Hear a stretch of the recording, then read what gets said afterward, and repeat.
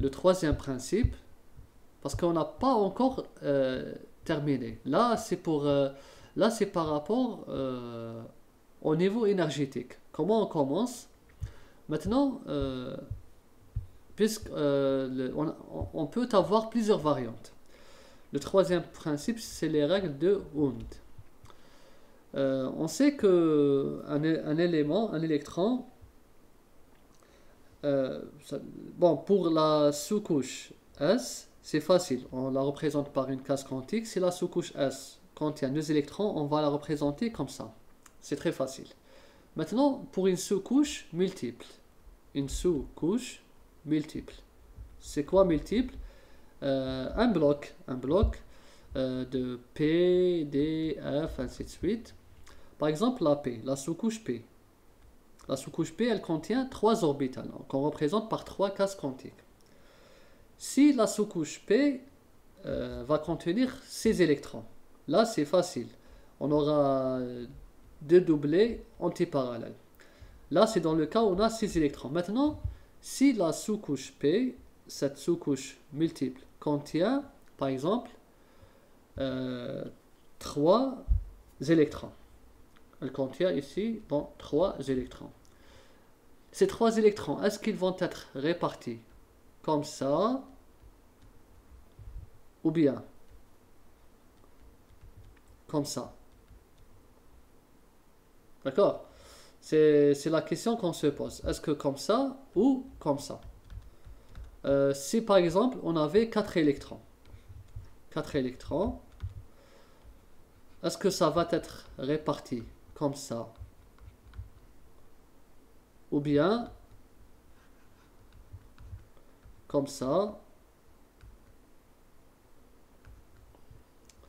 D'accord? Et si par exemple on avait on va dire 2 électrons. Dans le cas, bon, là, on a fait 3 électrons, 6 électrons. On va faire maintenant pour le cas des 2 électrons. Est-ce que ça va être réparti comme ça ou bien comme ça? Donc là, c'est plusieurs variantes parce que là, c'est important. C'est important. Est-ce que... Bon, là, on peut avoir aussi d'autres variantes. Là, on peut aussi avoir ça, comme ça. Comme ça, comme ça et comme ça. C'est-à-dire là, vous avez plus un demi, là, plus un demi et moins un demi. Là, ça va être antiparallèle et là, parallèle. Bon, là, c'est possible. Dans les deux cas, c'est possible. On va aller par étapes.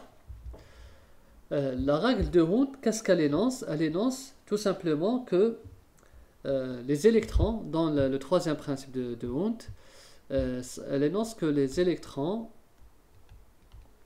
occupent le maximum d'orbitales atomiques. Les électrons doivent occuper le maximum d'orbitales atomiques. Pourquoi? Afin d'avoir l'énergie la plus faible possible. Et aussi, les électrons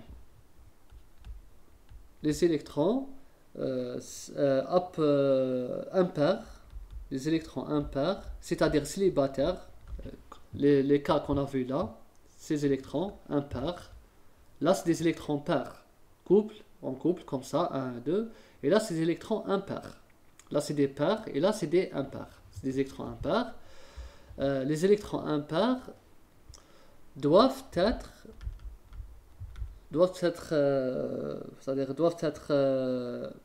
mis doivent être configurés d'une manière, doivent être, on va dire, anti-parallèle. Donc, parallèle. Donc, pour avoir une énergie la plus basse possible, cette configuration, on va l'éliminer. Déjà, ils doivent avoir tous une configuration antiparallèle. On a dit que dans une même orbitale, il est interdit que deux électrons soient de spin identiques. mais dans deux orbitales différentes, c'est-à-dire le L et le M sont différents, quand le L et M sont différents, le S peut être identique. Il peut. C'est pas interdit, c'est permis. Dans ce cas, on va choisir cette configuration qui donne que les deux soient plus. D'accord? Donc voilà ce que Hund énonce. Il énonce que les électrons occupent le maximum d'orbitales et les électrons impairs doivent être antiparallèles. Donc là, cette répartition, selon Hund, elle est fausse. Elle n'est pas, c'est-à-dire que c'est pas qu'elle est fausse, mais cette configuration ne donne pas l'état le plus stable. C'est cette configuration qui donne l'état le plus stable. Là aussi, cette configuration, elle ne donne pas l'état le plus stable. C'est celle-ci. Et là, regardez, les trois sont antiparallèles. Là, on pouvait aussi proposer cette configuration. Là, ça aurait été faux ou bien non stable, instable. Là aussi, c'est pas juste selon Hund, car c'est pas très stable. Là, c'est stable. En plus, c'est antiparallèle. Donc voilà la répartition, comment elle se fait selon le principe de Hund. Donc j'espère que vous avez compris selon les trois principes comment on fait une répartition des électrons pour déterminer la configuration électronique d'un élément à l'état fondamental. On termine par quelques exemples.